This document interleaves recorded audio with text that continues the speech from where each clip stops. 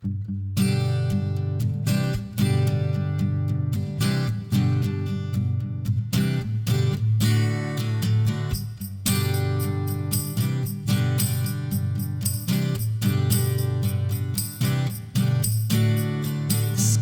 the limit, the truth is on our side.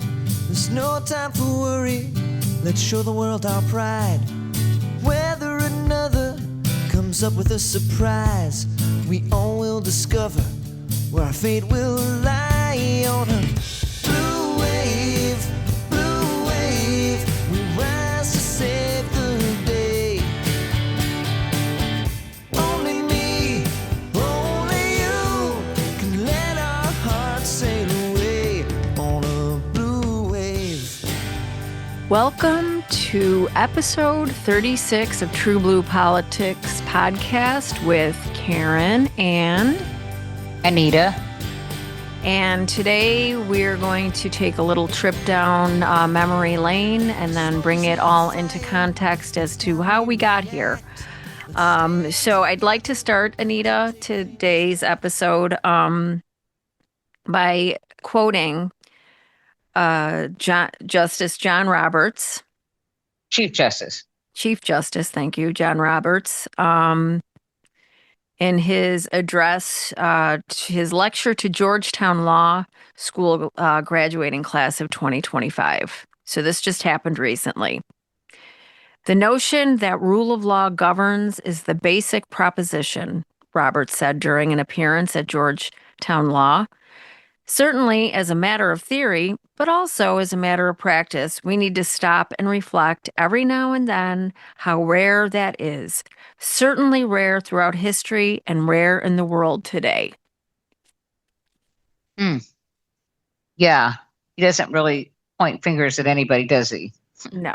It's rather ambiguous. Certainly not at himself. Yes. Because really, one of the biggest reasons we're here is because of the Supreme Court. The Roberts Court.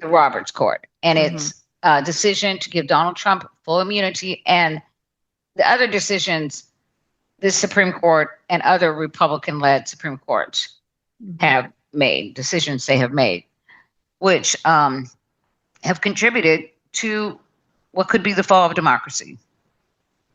Yes. Yeah. They're certainly making it hard for all of us. That's for sure. And I want to point out, that John Roberts was not nominated by Donald Trump. He was nominated by George Bush. Alito was not nominated by Donald Trump. He was nominated by George Bush. Clarence Thomas was nominated by George H.W. Bush. And especially Alito and Thomas have been stalwarts when it comes to standing with Trump. Just recently, there was a decision, 9-2, that blocked Donald Trump from using the Alien Invasion Act? Alien Enemies Act from, I can't even remember what the year is, but it's really old.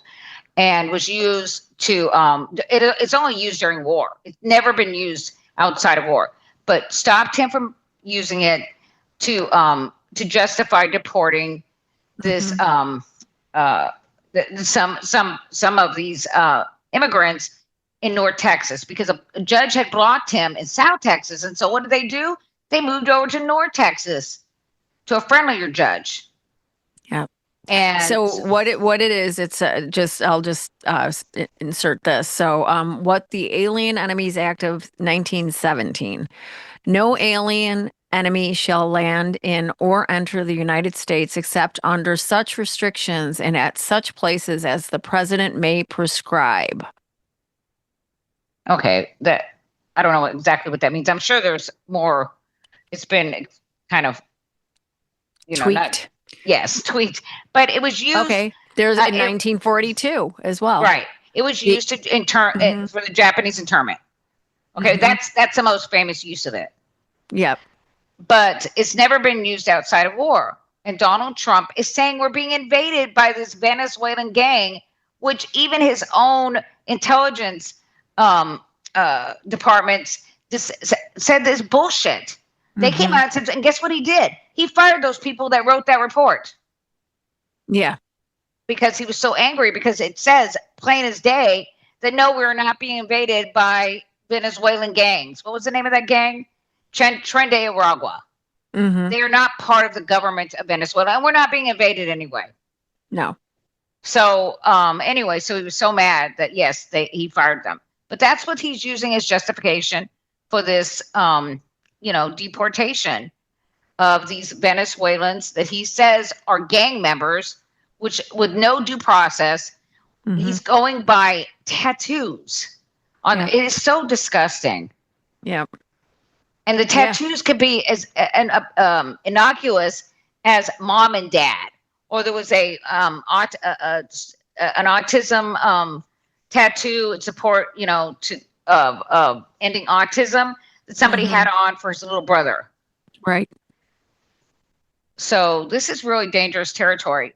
And the judge that blocked him in the beginning in South Texas was a judge that he had appointed. Yeah. But yeah, all these judges are just left-wing lunatics. Meanwhile, Pete Hegseth has Nazi tattoos. That's true. body. Yes, that's true. Yes, Right. And I would say we were being invaded by Nazis. Yeah, definitely. Yeah.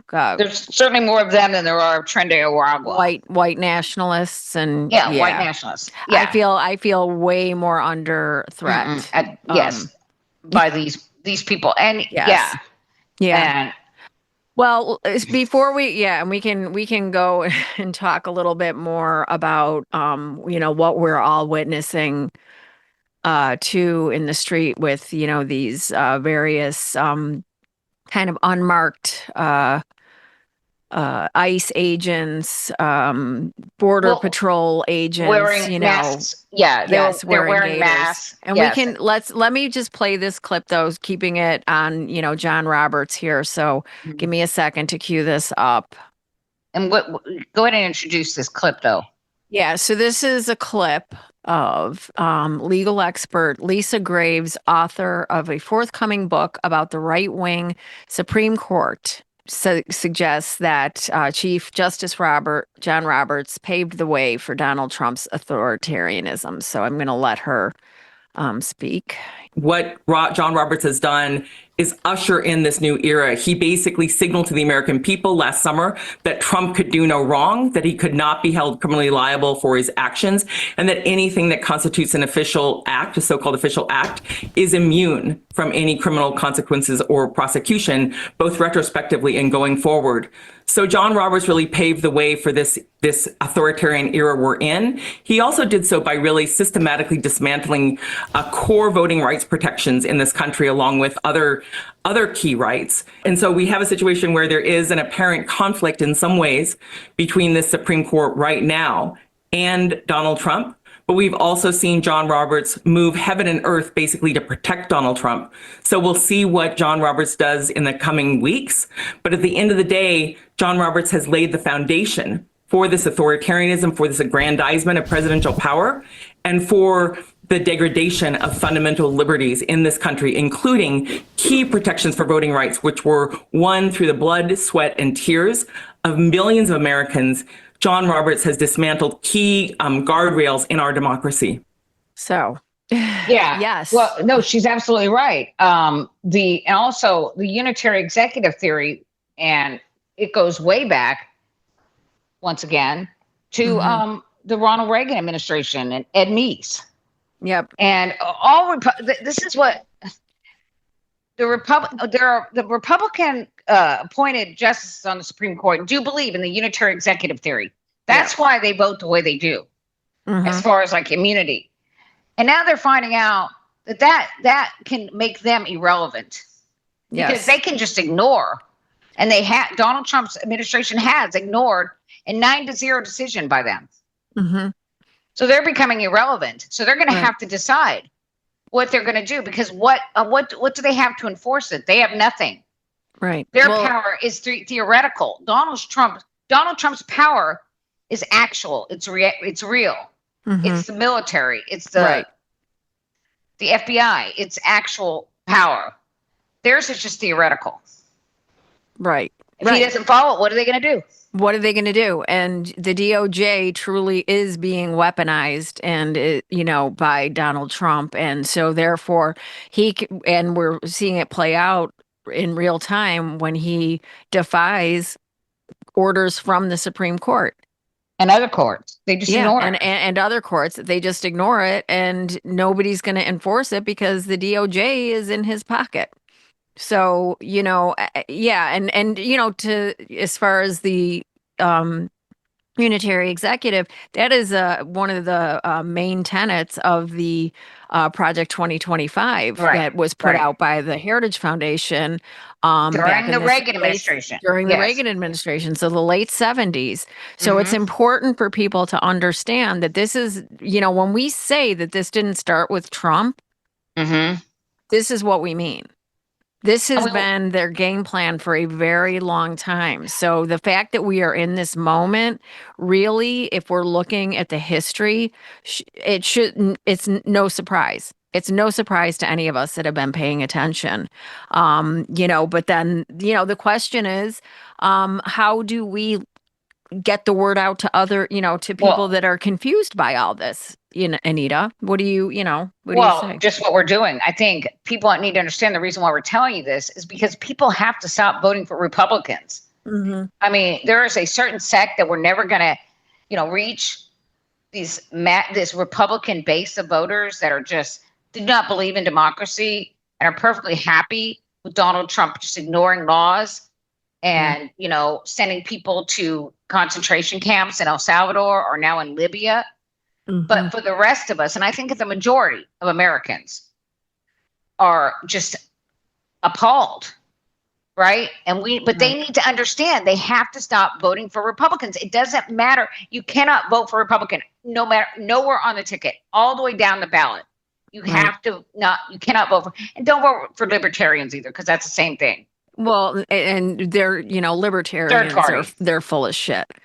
We have to vote for Democrats. We have up to. and down ballots. And I was having a conversation with this nice couple that I know, and we were talking about, because they have kids around the same age of our kids, so late 20s, 30, early 30s. Just talking about this last election and how their kids were angry about the whole Gaza situation. And so they were like, well, we're just not going to vote because, it's a protest, and how they you and I certainly, our kids, because my daughter, we never stopped talking about this. So they knew that it's not even a question, right? No, she still voted for Biden. Yeah, she still voted for Biden. Yeah. But, there are a lot of, our contemporaries that have children in the same age group as our children who I talk to, and they just say, it's like, this is what my kids did. This is how they felt. And so that's what happened. So they didn't vote in protest. And so now, their parents are having these conversations with them and pointing out to them, now do you see why that was detrimental? And you actually ended up hurting the people that you say that you cared for and that you were fighting for and that you were not voting. Well, that's right. Back in our day, they voted for John Anderson and then Ross Perot. And then who was the third party? What's his name? In 2000. Same type of thing. And look where we are now. It only helped elect George W. Bush. It only so, I mean, and this is a new generation. Yes. And just, when we say elections have consequences, if Al Gore had been elected president, imagine where we would be with the climate change. Oh, Jesus Christ. Climate policy. We wouldn't have invaded Iraq and Afghanistan. Exactly. So we would not have been, the reason why we don't want to help other countries a lot of times, like what happened in Syria, and there was such a backlash about Obama, bombing Syria because of him dropping those cluster bombs and chemical bombs on its people. The reason why people didn't want to do anything about that was, even though we should have, Right. because he was a Russian puppet. The reason why Mhm. they didn't was because of what happened to us, because nobody wanted to get involved in another Middle East, conflict. Yep. And right, exactly right. So that's why it's like, yes, that was one of those times that we should have intervened and we should Mhm. have done something, but because it was, it's still, we were still in Afghanistan. Were we Yep. still, And we're yeah, still in Iraq. we were still We're in still in Iraq. Iraq. Exactly. So we're still in Iraq. And now we know everybody now further distrusts the government because Mhm. George W. Bush and Dick Cheney and Donald Rumsfeld lied Yeah, us that's into right. 2 wars. And it came out, Yeah. remember, Anita, when Yeah. it came out first that they, the confirmation that they lied us into the Iraq war. And then many years later, oh, The same lo with and behold, Afghanistan. same thing Yeah. with Afghanistan, that it was Mhm. not actually, and not that was a surprise, really. I mean, I Mm-mm. wasn't shocked by that at all. Oh, no. Because of course it totally Mhm. tracks, right? Not the first Afghanistan war. We're talking about the one by George W. Bush, because they, justified it by saying that we're going after Al Qaeda. And it turns out, well, Al Qaeda wasn't there. Well, no, What? Osama bin Laden wasn't there. Yeah, he was over in Pakistan, which we were funding. Yeah. Yeah. But anyway, there's a lot of things that came out. We would need 3 hours Yeah. at least to unpack everything. But He was never going after Osama bin Laden anyway. yeah. He was, because he used Osama bin Laden to justify everything. Remember all the times when he would increase what was it? What was the alert? The orange, red, Oh, whatever. yeah, remember? Oh my gosh. Okay. I don't used wanna to get have those. sidetracked, but Yeah, I used to have those memorized. No, okay. So to your point with the unitary executive theory, so going back to Reagan, Mhm. and there was, you had sent me. So there was an abstract. So there's an abstract that says, let's see, describes the administrations of Ronald Reagan as a major turning point in balance of power between the president and Congress over the administration of the law. Reagan ushered in an era in which the White House staff, through the Office of Management and Budget, exercised much greater control than had existed before 1981. In addition, his second Attorney General, Edwin Meese III, sketched out a broad understanding of presidential power that has largely prevailed over the past 25 years. Some observers have been ambivalent regarding the depth of Reagan's commitment to the unitary executive. Regardless of how deep one thinks Reagan's commitment to the unitary executive ran, it is, however, crystal clear that he never acquiesced in or agreed to a congressional power that deviated from the unitary executive. That's right. And the funny, you know what? I just noticed it was from the OMB, the Office of Management and Budget. Who's in charge of the OMB under Trump? The author of Project 2025. Project 2025. Thank you. Boy. Yeah. Yep. Russ. Whatever his name. Yeah. Russ. Yeah. Russ. So remember, he didn't know anything about Project 2025. He just happened to appoint the author of Project 2025 to an essential position in the administration for putting together Project 2025 or enacting it. Right. Yeah. Yep. So yeah, and also it was written by the Heritage Foundation in the late 70s for Ronald Reagan, the first Republican president. It's a Republican plan. This doesn't apply for Democratic presidents. Right.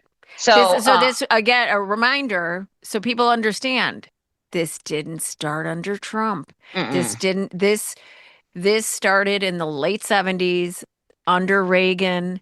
This was a plan. This was a plan that has been developing over the last several decades and was expressly then tailored into Project 2025 for Donald Trump. Yeah, because they knew he would do it. Yes. They knew he would act it fully. Yes. They tried to do it. They started it in the first administration, but COVID hit. Right. Yeah, they started with Federal F, which would have eliminated, remember this, 50,000 civil servant positions. And I mean, we're in hundreds now. I mean, 250,000 or something like that. Hundreds of thousands. Yeah, it's insane. It's incredible. And it's already affecting things like air traffic It's scary. It's scary to fly. Psh, who needs that? I mean, food inspection. Psh, Food who needs inspections. that? Well, they're not even reporting these salmonella outbreaks or these E. coli outbreaks. If they happen, well, we don't even know about it. So be careful what you eat. Right. Be careful what you eat. And, and now we're, of course, what's currently happening yesterday, the big, beautiful Beautiful budget, bill. beautiful, was it big, beautiful bill? Big, beautiful bill that he named himself. Can you tell? Oh, no, that doesn't sound like him at all. No, not at all. But yeah, it failed. So it failed. It did in committee. Yeah. Yep. Which is embarrassing. But the reason why it failed is a number of Republicans who voted against it said it wasn't mean enough. Right. So they're going to go back and they're going to try it again. Now they're just incompetent. Okay, Republicans are always incompetent. They do not know how to govern.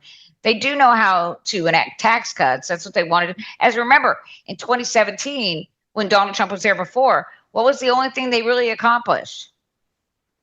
I think I know this one. I think you probably do. Tax cut for the millionaires, billionaires, and the multinational corporations. Yes, that's what they always get done, and they try to.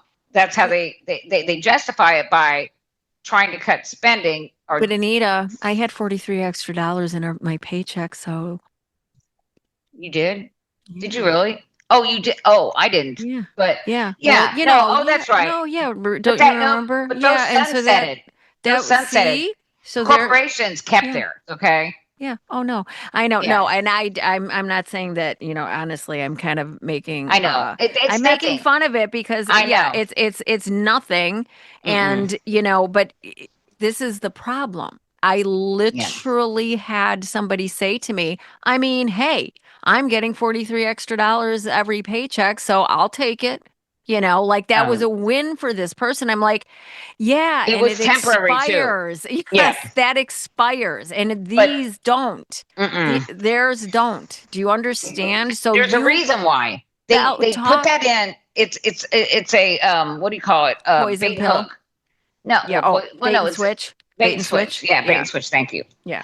And, they just put that in. They're like, oh, come on, we got to give them something. So, they can go back to their constituents and say. Let them eat cake. Yeah, exactly. So you can have the extra $43 for a couple of years. But the corporations, they get to save millions forever. Right.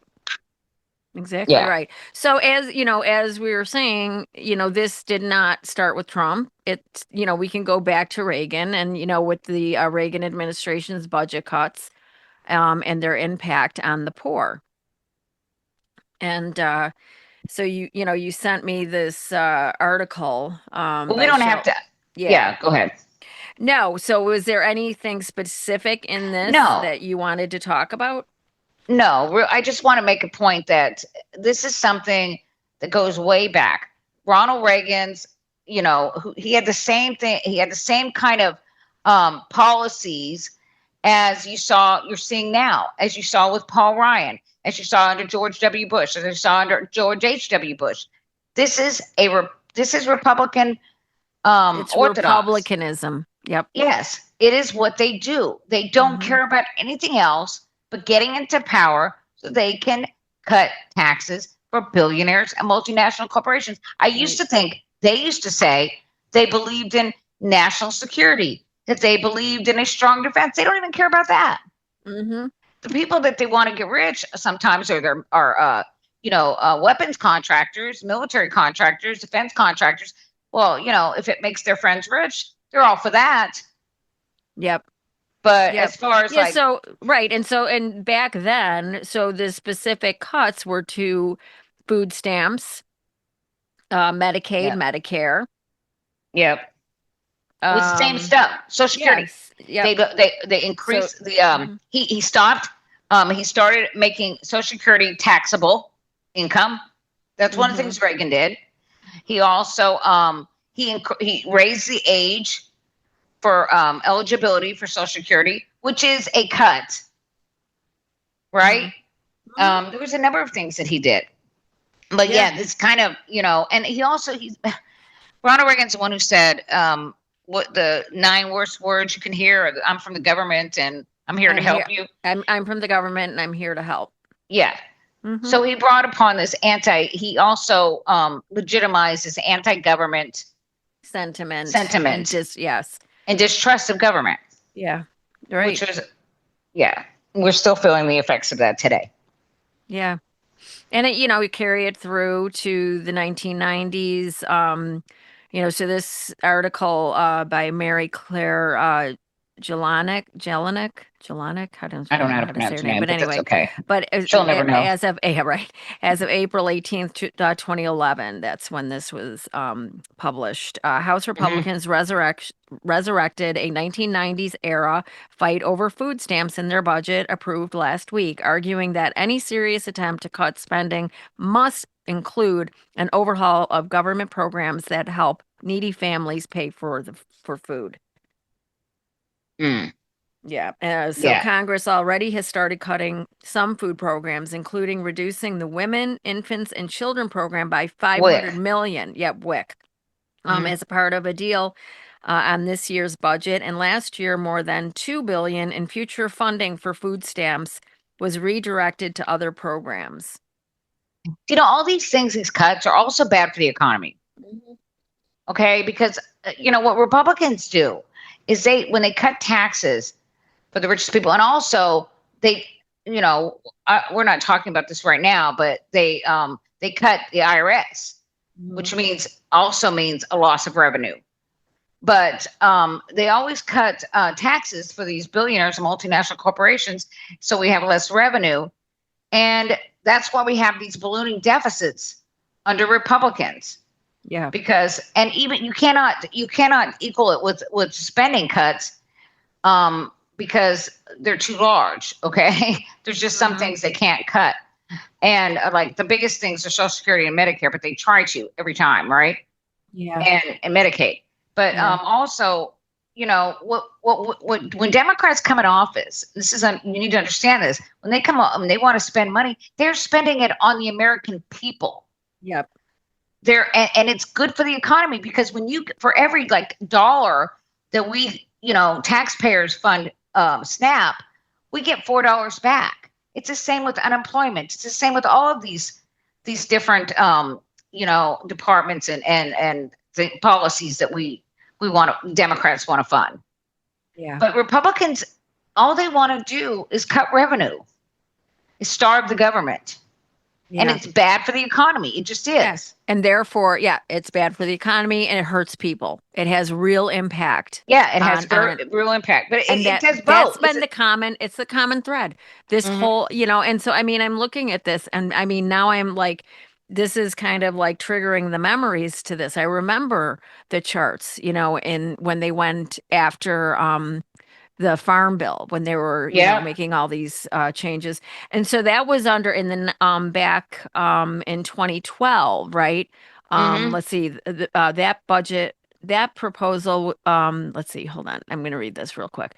On Friday, so this is from the same article. On Friday, the House approved a Republican proposal to overhaul the $65 billion food stamp program, known officially as Supplemental Nutrition Assistance Program, or SNAP, by replacing it with capped block grants to states, which would pay for the aid but make it contingent on work or job training. That proposal was included in a 2012 budget plan put forward by Budget Committee Chairman Representative from Wisconsin, Paul Ryan. And where is that rat fucker now? Okay. Oh, yeah, he's gone. But you know what? That's funny that you say that, because what were you talking about? They want to replace it with block grants and work requirements, which they always say that. They're saying it again about Medicaid. They want work requirements. Most people on Medicaid work. The people that aren't working on Medicaid are children and seniors in nursing homes. Do you want them to get a job?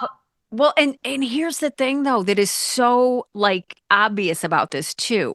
They put that out there as though that's something that's happening. They're just lazy when it's not, right? Not happening. Right. Exactly. It's that's all right. Exactly right. Messaging. Yep. Yes. It's all about that this stuff is happening. They do it with every single they issue. Do it voting.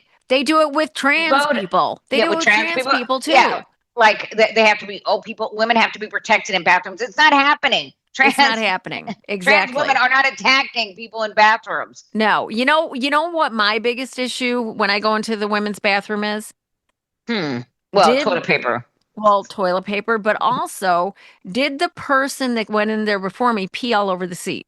Well, that's a problem. That Yeah. is a problem. That could be a problem. That would upset me. But Yeah. not trans women. Nobody. No, I've never ever been worried, that when I go into the women's bathroom and I go into the stall, I never feel like there's going to be a trans woman. Oh, speaking of which, there was a man, woman. yeah. Yes, there was a woman, a lesbian couple. The one of the women was in the bathroom and was dragged out because they said she was a man.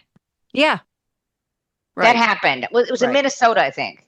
Yeah, I did hear that. That just happened. So anyway, so we'll the move on. parallels. So the parallels to 1996. The food stamp component is similar to changes Republicans proposed as a part of the welfare overhaul signed by President Bill Clinton in 1996. I was not happy. And Ryan echoed arguments from 15 years ago in his proposal, saying America's safety net does not become a hammock that lulls able-bodied citizens into lives of complacency and dependency. This is such a bunch of crap. This is I know. And see, and let me just say this, just to, before we say Bill Clinton, that was, I mean, one I of was his, so upset. Yeah, I was so upset. A lot of people were so upset. And it is a cautionary tale. This is what you get when you try and negotiate and build consensus. But can I say something about it? Yeah, but hold on. Let me just finish what I'm saying. Okay. With Republicans, because they never negotiate in good faith. They're always it's like every time you do it, it's a trap for you, and it comes back to bite them in the ass. When you that's always going to come back on you as a Democrat. It's also a lesson that we need to get out and vote in midterms, because the reason why Bill Clinton had to sign this Welfare Reform Act was because we had a huge majority in the House of Representatives. It was run by Republicans. And the reason why is because Democrats didn't get out and vote in the midterms. Yes. And that is, it was between that bill and an even worse bill. Yep. So you know what? And you're right. And so that right there too is the needed context. So yes, thank you for adding that. Don't vote for Republicans. Yes. Because even if you're like, especially you split government from Democrat, you're not going to get anything you want, and then you're going to complain about the Democratic president. Right. That's right. It happened to Obama. Extremely important. Yes. No, you're right. Absolutely. That is absolutely important. And well, we've seen how much gets done when Democrats have the presidency and have Congress. Biden showed us those 2 years. Whenever they have like at least a couple of years, even with the first 2 years of the Obama administration, you know what he got done? He got the Affordable Care Act done. Right. Right. So but we have to consistently get out and vote for Democrats. And I know Democrats aren't perfect. There are things that you are going to disagree, and certainly there are Democrats that I have big problems with. Okay. But Republicans, you just cannot. They do not govern. They do not govern for you, for the American people. Yep. They don't believe in it. They don't believe they're there to serve you. Look how they treat the people that go to the town halls. Look how they treat them. Like they are just, so they yell at them. Yeah. Look at Nancy Mace screaming at her constituents in a drugstore. Tell them to fuck off. They don't care about you. They treat you like crap. They are not there to serve you. So that's why, as bad as maybe your Democrat may be, okay, you cannot vote. You have to vote for them, because we have to have Democratic majorities. We have to be pragmatic. We are fighting something big here. We don't have time to like, let's look at this third party. Boy, they want universal. They want Medicare for all. Or, they want to defund, Israel.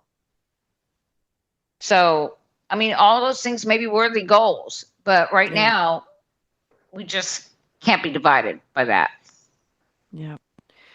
Yeah. So yeah, I mean, and then we, in like we were just talking about in 2011, with Paul Ryan.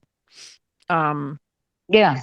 yeah, it just You cannot vote for Republicans, okay? And all this stuff with the Medicaid, what's happening now, they're going to get this through, something through, Mhm. okay? And going to be, it is going to hurt a lot of people. Yeah. But don't you think that, because they weren't able, the reason that they weren't able to get it out of committee is because, and this is an important thing for everybody to understand, our voices and our opposition to this, the town halls, showing up at town halls, showing up at protests, that does make a difference. Makes them think. Yes, Yeah. calling their offices. And what's the number to call for that, Anita? 202-225 or 224, either one, 3121. Yep. 210-225-3121. And then you'll either get that automated call where they're asked for your senator or representative or put your zip code, or you'll get somebody answering it and you have to tell them, or they can look it up for you. But yeah, it's very important. And you're right. Have you been able to get through to your I have representatives? Yeah. I have definitely gotten through. And this is a great story because I did get through to Chip Roy several times. And as a matter of fact, I got on a tele-town hall. Okay. And I sat there and I listened. This is why I think Karen's right about some of them, because I kind of heard Chip Roy kind of validate this. But there was a number of callers that were saying, and this was before, the vote, but they were saying to him, and they were all like, seemed elderly, okay? Elderly white people. They sounded like they were white people. And they were saying, I just don't know about, paying for tax cuts for rich people. Well, we're taking away this health care, or we're taking away things for poor people. I mean, and yet they're going to vote for Chip. They vote for Chip Roy. What did they think they were getting? Right. But the point is, they were concerned about this, and there was like 3 callers, and I have called several times and said the exact same thing. How does it look when you're taking away health care from millions of disabled people, children, and seniors just to pay for tax cuts for billionaires? So what I heard Chip Roy say, and this was on one of the morning shows, I think, he was being interviewed, and he said, or they were coming out, and they were talking about the bill, and he was like, yeah, he goes, I don't know. He goes, I don't think I can vote for something that's going to, pay for tax cuts with cuts in for healthcare or Medicaid. But he then he kind of qualified it, kind of tried to, because he said, for people who deserve it, Medicaid for people, you know what I mean. You know what I mean. Yeah. Wink, wink. You know what I'm saying. Yeah. So anyway, and my son lives in his district, by the way. Davey, also, Davey has, so I've talked to him about it. Yeah. And he lives in it's a very affluent area. So, but mostly white people. Yeah. But didn't you just call though? There was a phone call that you had with, in the, with. Yeah. Oh, yes. No, I think it was Ted Cruz's office. Okay. That was the one, but I called Ted Cruz's office in Houston. And my senator. And I said, look, wait, I was asking about, the bill and Medicaid cuts and all this. And she was like, and I said, and no, she said, well, he's against cuts in Medicaid, Social Security, and Meals on Wheels. And I said, well, I think Doge already cut that. I think they completely gutted that. So I don't know. We don't have anything to do with that, with Doge. And the point is, of course, they want to keep their hands clean. That's the thing. Oh, bitch, yes, you do. Oh, yes, you do. Yeah. Give me a break. Exactly. They're all for Doge because guess what? Then they don't have to have their handprints on it, their fingerprints on it. They can go back to their constituents and say things like, oh, I don't know about that. I don't have anything to do with Doge. Just like Donald Trump was able to say, I don't know anything. I don't know anything. Project What? 2025, I never Brego met her. Garcia? I don't know Never- anything about no, that guy. You know nothing. what? Somebody Who? told me. What about the Supreme Court voted 9-0? What? What? No, I didn't. Mm-mm. That's not what they told me. He does that about everything. I'm telling you, he is not running the country. No. But anyway, so I Anyway, just go thought ahead. that- Yeah. I have some interesting representatives. That's just Mm. good because I live in Texas.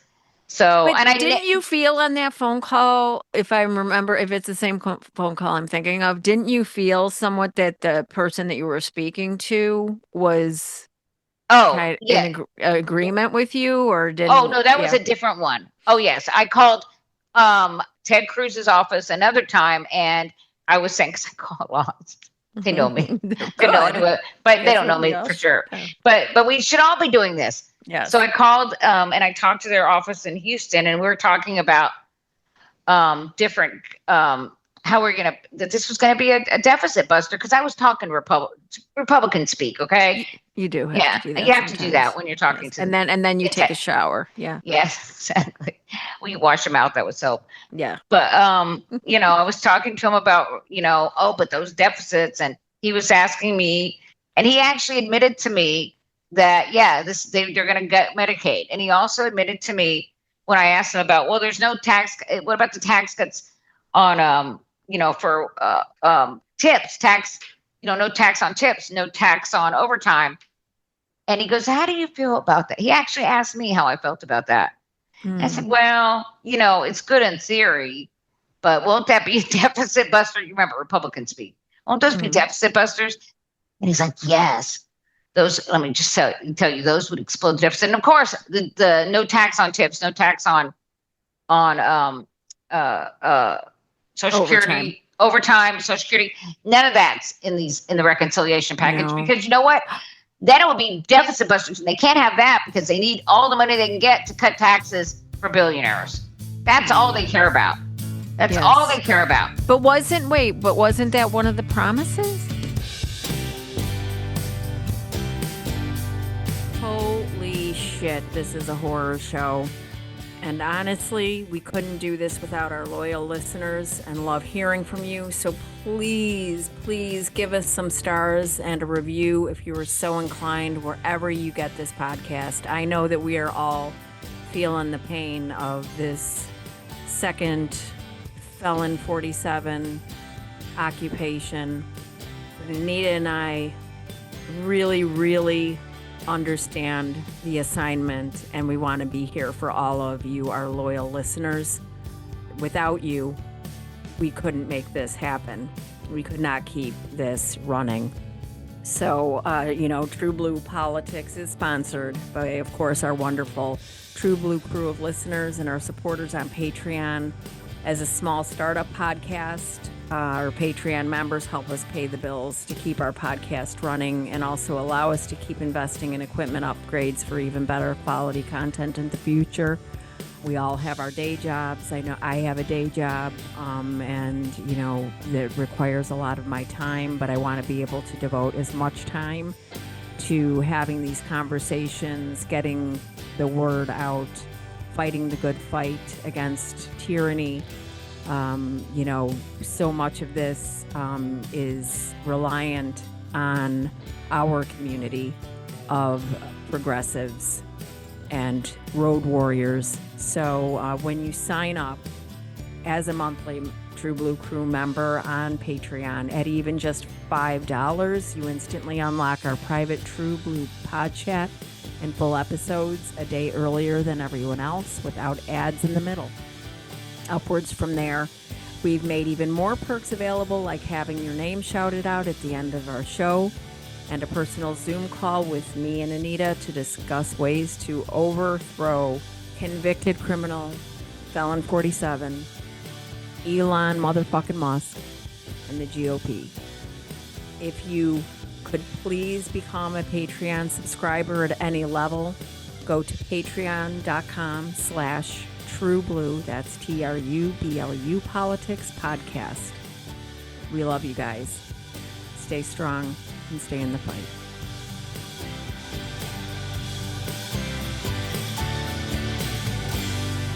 It was, yes, no tax. Oh, yeah, I seem to remember no tax on tips. Yeah, wasn't no that one of tax the on things that, overtime. yeah.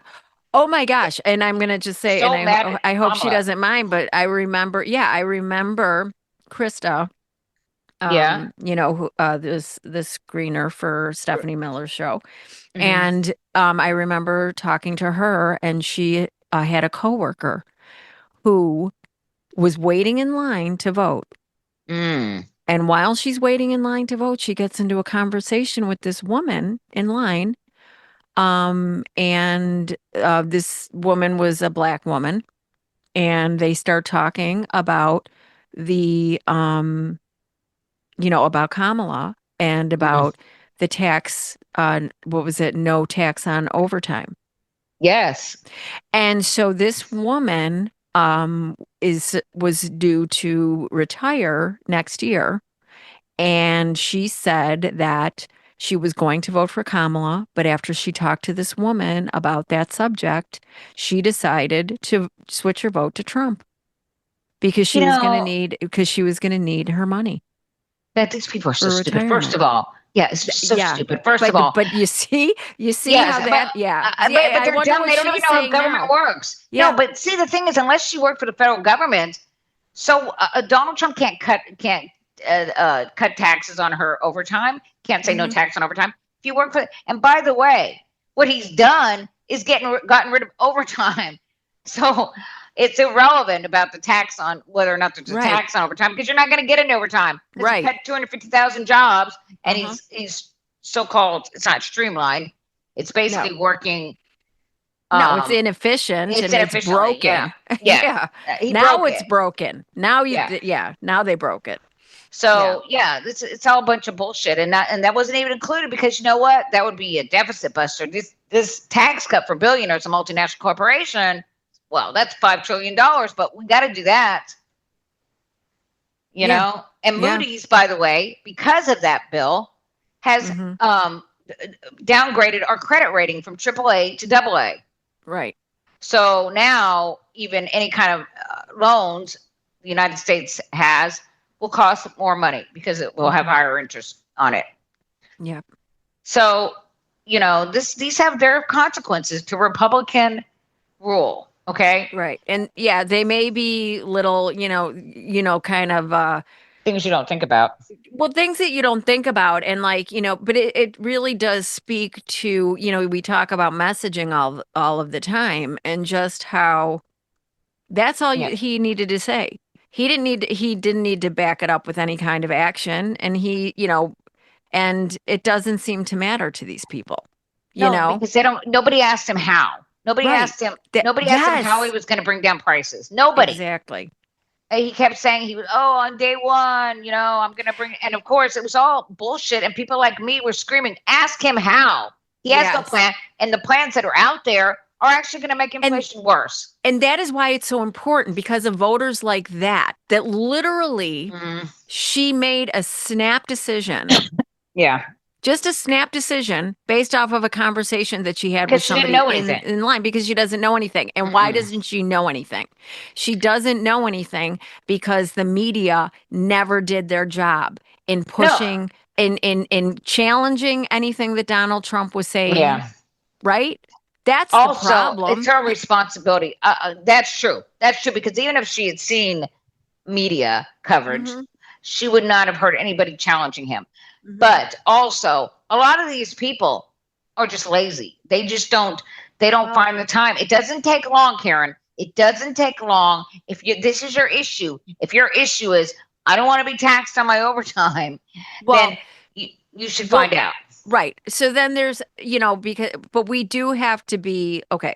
So one thing that we do know, and this is by design, that Americans, a lot of Americans, are stupid. A lot of them, yes, but and that's by design, because the Republicans have been defunding, education, right, for a long time, and cutting cutting out curriculum, civics, okay. Point of order. Yeah. Point of order, real quick. Yes. John Roberts mentioned that. Mhm. Can you believe it? Yes. The problem is we need to teach more civics. That's what he said. Yes, that's it. It's so funny because I remember Huh. his party is cutting education, Yes. not trying to, and they don't want No. civics. Trust me. No, So they're so full of that's the shit. fault. Yeah, He's full of shit. Like I don't, yeah, that is such a. that's why we're going into fascism because of that. Because we don't teach civics. Yeah. Mm. But to the point, when you look at, our kids and our kids, friends, okay, what ends up happening is, they're going to college, they're getting these educations, they come out, many with, thousands and thousands of dollars in loan debt. I mean, Jimmy, when he came out of school with 65,000, owing $65,000. Wow. Okay, you don't have an option to negotiate any of the terms, renegotiate anything, right? So it's fixed, and so so you're carrying that debt. What he ended up doing, because there weren't any full-time jobs, and I mean, he is in he's in a field where, there's a lot of you're kind of an independent contractor. So there's, you really do kind of have to hustle and have multiple jobs. But in addition to the multiple jobs in his field of study, he ended up having to drive for Uber, what was it, Lyft. He drove for Lyft. What was there's another one, food delivery, DoorDash, things like that. So all of these other, and many of his contemporaries and his ex-wife were doing the same thing. So they're busting their butts just to get by. I mean, no savings, no nothing. And so it leaves you feeling like, tired. There isn't a lot of time. So I think that I don't think that we can say that it's just like people are lazy. I think that there are a lot of contributing factors. I mean, yeah, in some of the cases, I think we can say that, they don't want to know, or maybe, it's just, I don't do politics, that type of thing. But I do think that there is a large segment of our population that, because by design, the Republican Party has always fought against increasing wages. Right? They have made it harder for people just to get by. Never mind savings. Hear me out. So all I'm going to say is this. I don't know if painting with that broad of a brush, but here's the thing. If people are not, so where can people get the information? Like if they are having to do these, things, then they need. Right. Well, no, but I mean, really, that's what they do. I mean, that's right. So that is a serious thing. So how do then Americans that are having to deal with these real life situations, get the information? Because it's not like before, like our parents, right? But let me tell you, my mother. I know, but hold on, just hold on. It's not an argument. Because if you think about it, our parents were able to have like the one job, then, basically come home. I mean, there was a weekend, like generally speaking, they had a weekend, depending on what line of work. At least for my experience, my dad, did his, 9 to 5 job pretty much, every day of the weekday. And then, but he had the weekends off. And so they were able to consume the news, and they were able to get information, and so I don't think that people do that anymore. People don't do that anymore. No. So how did they get their information? I had 2 jobs, and I was going to school, and I had a 2-year-old, okay, or 3-year-old.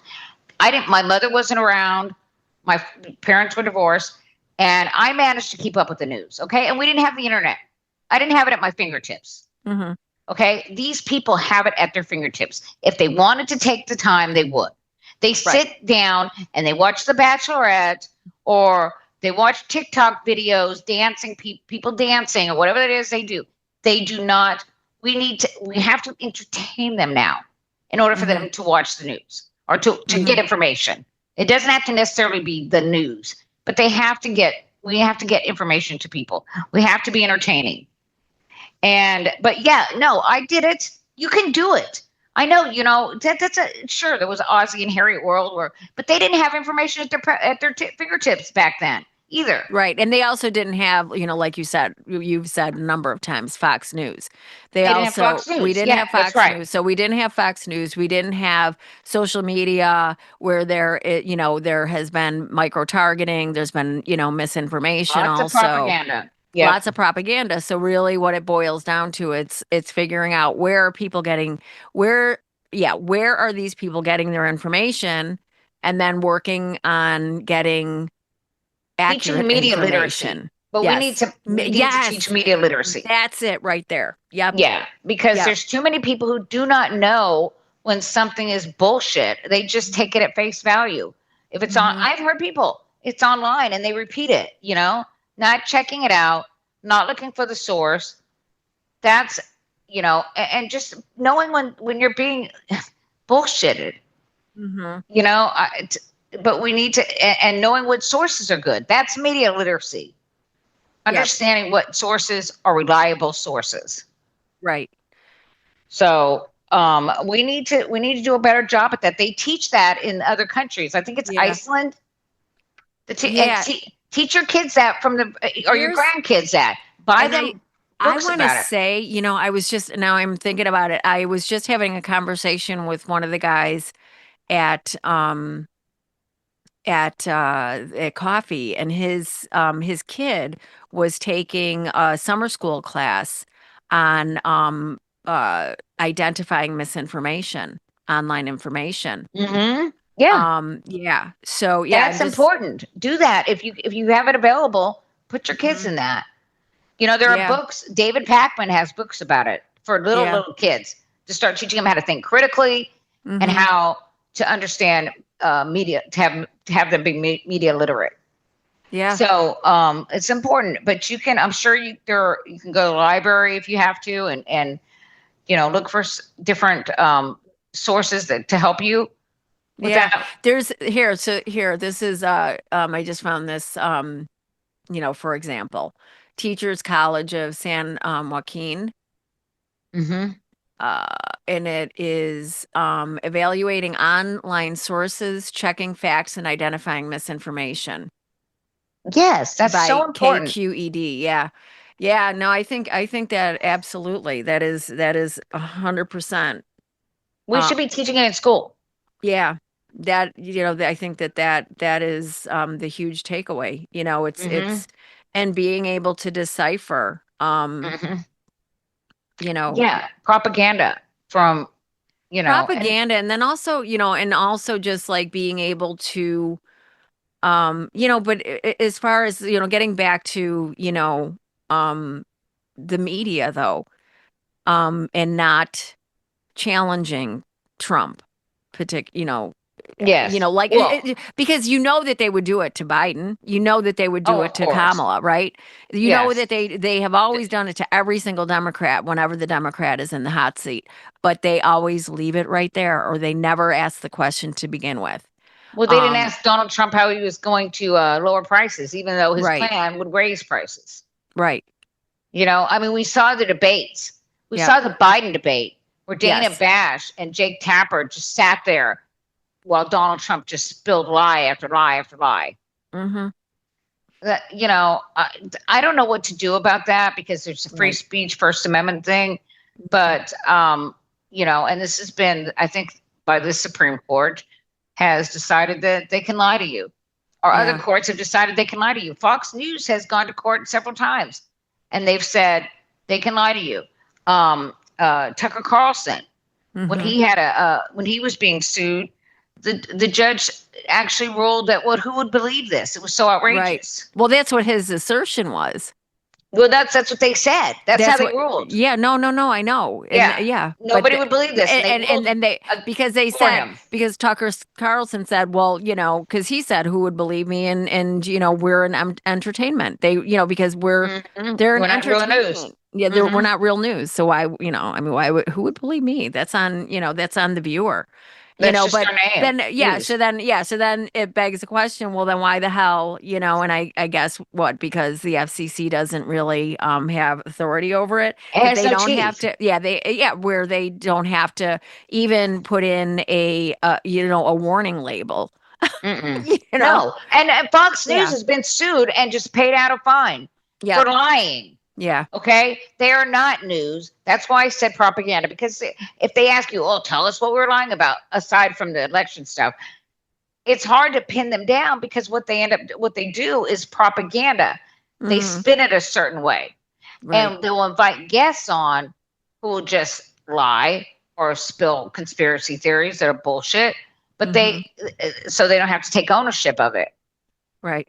So it's total propaganda. That network is basically now just state TV.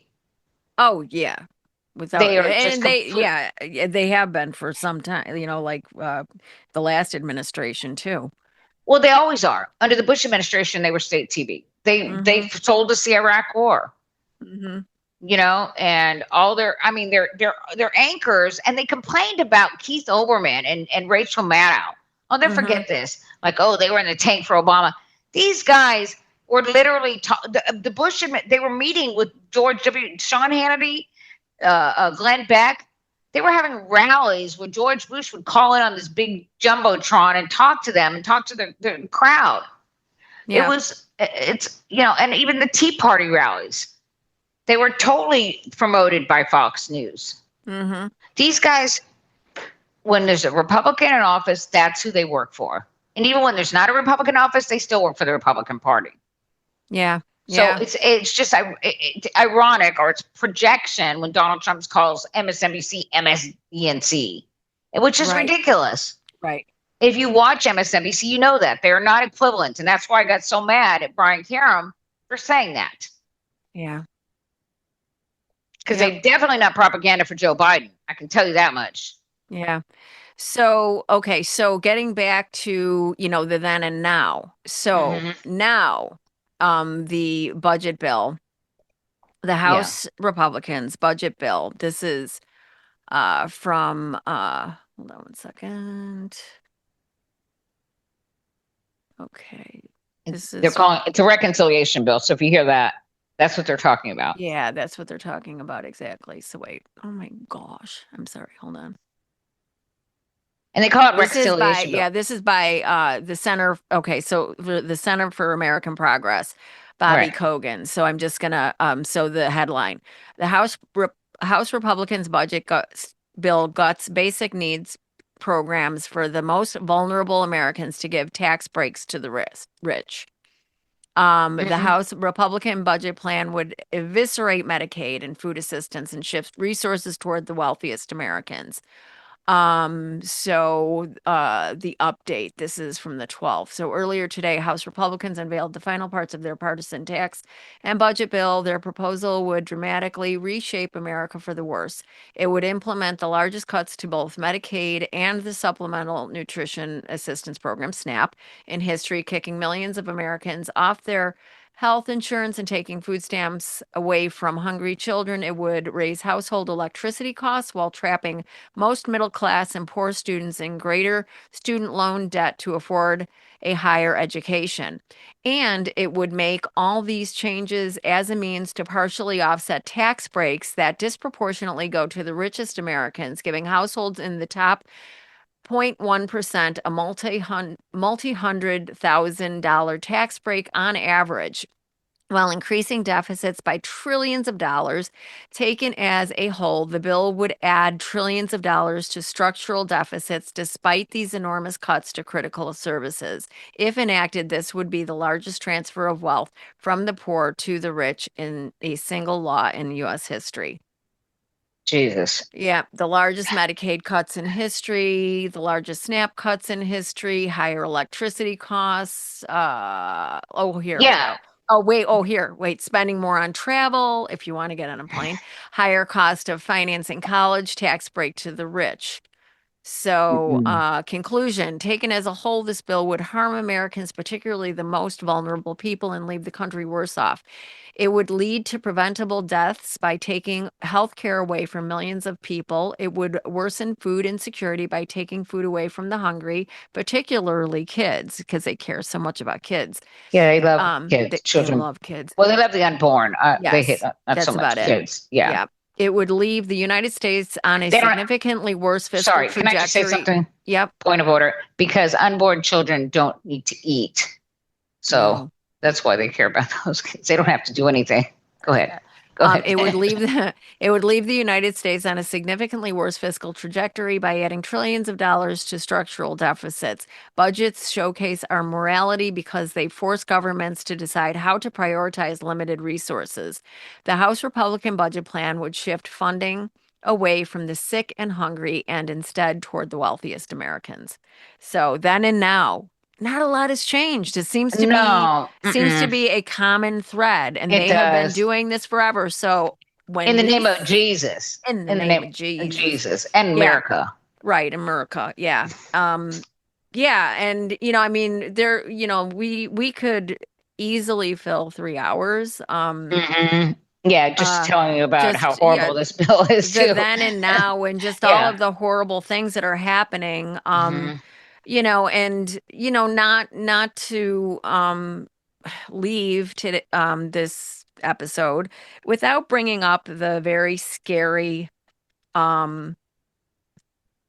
thing that's happening, and that is people dressed looking like federal agents with concealing their identity, with gaiters, with face masks, unmarked cars, throwing unmarked cars, unmarked cars. What the incident in Newark when 2 members of Congress, including an 80-year-old representative, Bonnie Watson Coleman, and then the mayor of Newark was arrested.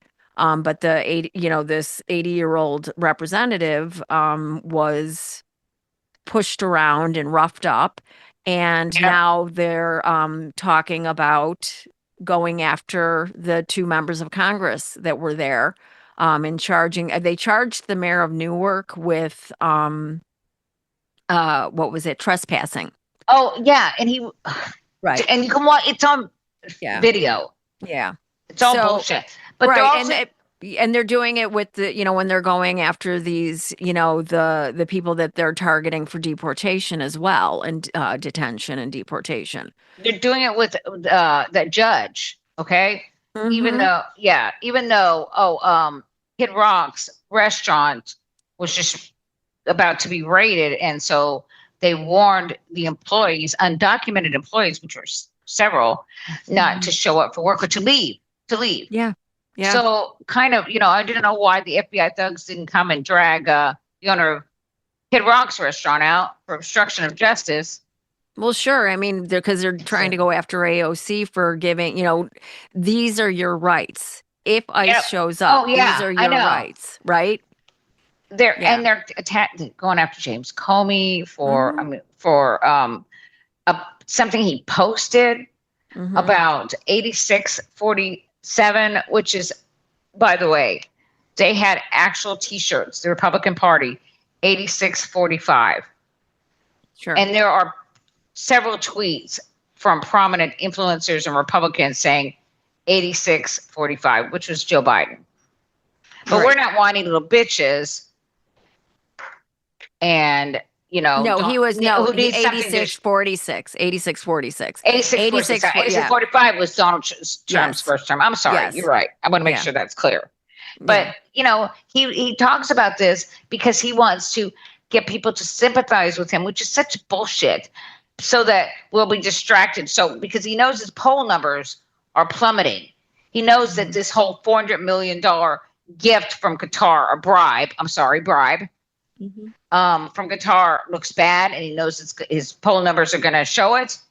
And so what is he going to do? He's going to act like, oh, I remember when they tried to assassinate me. Remember? And, everybody felt sorry, sympathized with me, and told Democrats they need to stop talking bad about me. So Right. that's what he's hoping for. That's what I think he's trying to do with this Yeah. bullshit, and it's so transparent. Oh, it's so so obvious. Yeah, it's Obvious what he's dumb. doing. Yeah, it's more of the same, you know. Hmm. Is that would that be called like wagging the dog? What wagging? Is that Yeah, I kind of guess wagging it's the a little dog? kind of like wagging the dog. Yeah. Yeah, he's trying to distract us and trying to get us Mhm. to yeah, wagging the dog is usually they start a war, Right. but Well, yeah, he is, but he has started a war. They let's not pretend that the Republican Party and Donald Trump have waged war on the American people. yes, and not to mention all the trade wars that he started. Right. Eh, Exactly. yeah, I mean, and and that's another thing. Just real quick, you know that's happening now, and they're starting to realize that this 30%, tariff on China, huh? That we're still going to feel that. That's still going to hurt the economy a lot. Mhm. That's higher than the Smoot-Hawley tariffs that helped make the depression worse. Right. So yeah, and with the 145% tariffs on China, what was going to happen was we were going to have empty shelves, okay? Because Right. nobody was going to pay 145% tariff, okay? Mhm. But this 30% thing, oh yeah, they'll be on the shelves, but they're going to be a lot more expensive. Right. So I was just looking for a supplement on Amazon. I told you, Karen, for a cranberry supplement, Mhm. and $92. Yeah. So Yeah. anyway, Yeah. and they won't tell you why on Amazon. No, they won't. Yeah, Mm-mm. because of course that was Elon or what's his face? Jeff Jeff Bezos, yeah, Bezos. Yeah. he needs those those funds for his space exploration, because they all need to Yes. go to space on their big dicks. I'm sorry, their big phallic. They're flying Yeah, penises. yeah. Mhm. I mean, Jeff. But you know what? Walmart's out there blaming Donald Trump, and Walmart's the biggest realtor in the United States. So you know what? They're like, we don't give a fuck. Retailer, yeah. We don't have any space. Go figure. Walmart, really? Yeah, you didn't hear about Walmart is raising prices, and they're blaming it on the tariffs and Donald Trump. They're like, yeah, we're going to have to raise prices. Okay. So them and there's a number of other, stores, and they're going to take their cue from Walmart. Trust me. Mhm.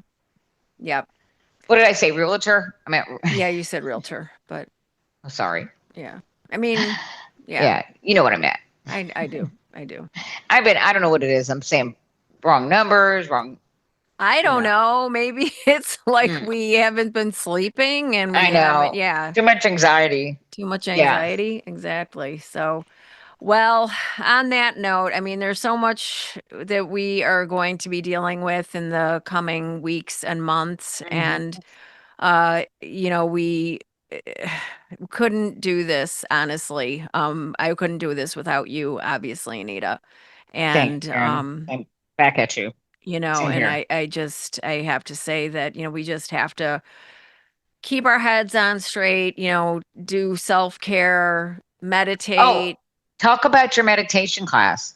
Well, it's a meditation, a daily meditation during the weekdays that we've been doing and on Zoom, via Zoom. So it's just 10 minutes to just breathe, and we listen to calming music and just kind of focus What can people? inward. Mm. How can people join us? Well, because it is, it's kind of an exclusive group. Mhm. It Is it? is. It is. It is. It's certainly if people are interested, they can message me or shoot me a blue sky, tag me in a blue sky post, and ask for details about it. But it is one of those situations where, for the safety and privacy of all of the participants, that Mhm. you get vetted a little bit. And so Well, I didn't know if you wanted to expand the class or not, because yeah, I mean, I send out right now, I'm sending out over 100 emails on Mhm. it. So, we've been getting some regular attendees. But just, in general for people, um, it's important to find your group. So whether you message me and, like I said, if you qualify, if If because Karen finds you acceptable, okay, that's what's it's happening here. it's more than just me finding you No, acceptable. I'm It's kidding. like no, but it's like primarily what we've If you're been not a doing serial is killer, right. yeah. Well, we've been reaching out to like fans and friends of the hmm Stephanie Miller show. And then there are some qualifying questions that people have to answer before I'll put them on the email list.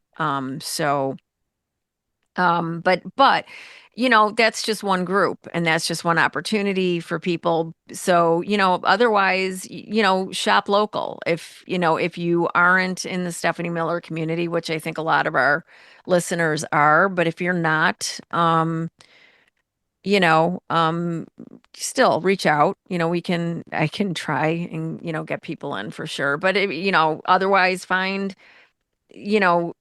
opportunities in your own communities or start your own group, meditation hmm group. And literally all it takes is a Zoom account, maybe a iTunes account, so that you can, share your screen, plug in some music, and just do some deep breathing with people that you are feeling in community with or in community with. So that's Do it really on your all it own is. too. Do it on your Yeah. own. Just throw on some meditation music. There's a lot of YouTube channels too. That's kind hmm of where I started was YouTube channel videos and just kind of deep breathing and yoga helps, taking walks in the woods, just kind of being in the present and, just focusing on what you're doing in the moment. I think What you it's have right now. what you It's have right important. now. And yeah, hmm and a gratitude, hmm writing, keeping a gratitude journal, but really being mindful about,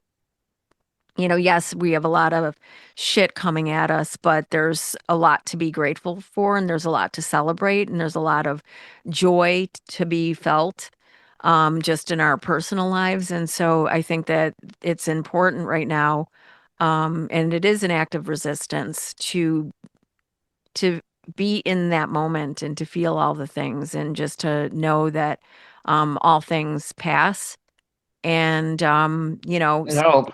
yeah, I mean, well, and we Well, hope, and yeah, can I add something? As you know, for as far as like um building on that, all things pass. One of the and resist.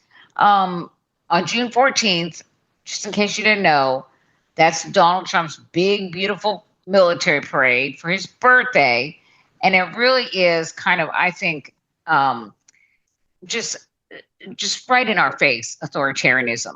That's what that hmm is. It's a display of authoritarianism. And I think it's important that anybody that can gets out on June 14th, wherever you are, because there'll be hmm something in your area. yeah, go Go to to Indivisible Indivisible or 50, is it 5051 also? 50, yeah, Five, 50501 yes. 5051. And sign up or find out if you can't, you probably don't even have to sign up for anything. Just go and let's find out through those two organizations. If not, they will direct you to where to go. And try to be there. It's very, very important that we all try to get out and enforce that this is just unacceptable and we are just outraged. Yeah, and it is on a Saturday too, so It's on a people, Saturday. Yeah. yeah, and It's going to be yeah, hot for us, at least. yeah, yeah. But So make sure to hydrate. bring your water with you.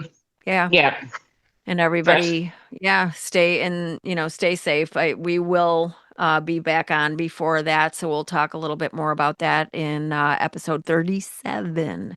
Yeah, I just So wanted to remind people because that way you can get ahead of it and make yes, plans. Yeah. definitely, and Mhm. yeah, and on social media, usually what they will do is they want you to RSVP if you're Yeah. going to attend these because they like to kind of have Have a count. an account for, yeah, have an idea of what numbers, because I think that helps them when they're filling out permits and so on. But if you want to So, bring people, if there are people that oh that yeah. are like, oh yeah, Yeah, I you want to don't go. You have don't have to to go back and sign no, you them up don't. for Yeah, it. you don't have to RSVP. You don't Mm-mm. have to RSVP. I think it's helpful that if you know that you're going to go, just for a head count, so that I do believe it has something to do with applying for permits, and because they have to make sure that there's enough police out, and the streets are going to be, of course, blocked off. Just don't feel that you have to if you can't, or for whatever Right. reason you decide at the last minute. If last minute show up. Yeah. Yeah. And just bring 3 friends with you. Bring your signs if you have them. You can make your own. Mm-hmm.